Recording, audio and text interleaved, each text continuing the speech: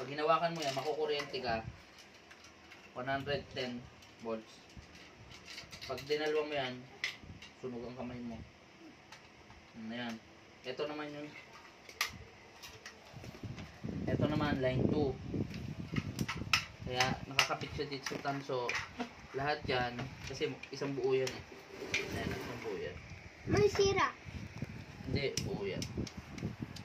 Lahat yan, may line 2 na kuryente. Paano mo para mapagana mo yung saksakan, kailangan line 1, line 2. Sinaksak mo, dapat nakapit siyang ganyan. Kaya ngayon, naluwag siya, ngayon didiin natin to. Ito na lang. Ito. Ito na lang. Saka na lang. Didiin mo na siya. Wak. Didiin mo siya. Akin na lang.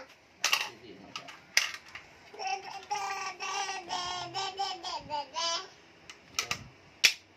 Para pag nakadiin na siya, pag sinaksak mo na siya, ayan o, medyo masikip na siya. Yan ang mas okay. Kasi ibig sabihin, dikit na dikit na. O, diba? Hindi yun nakikinig. Hindi pa na lang kayo natin ng ganito. Ako na sa akin. Dad. Daddy ako naman. Ha? Ito magaganto? Daddy. Sa akin to. Gaganon ko lahat. Isa lang. Oo. Sunog ka na. Ayan. Okay na. Ayun, galing. Idikit mo na. Ayun, parang gano'n na siya. Oh. Ayun, naganon mo siya eh. Gumalaw eh. Ayun, parang gano'n lang.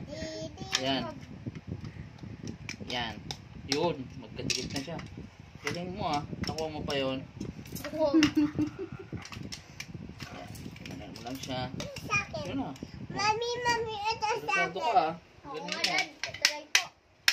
Kaya ko yan, Dad. Tapos na.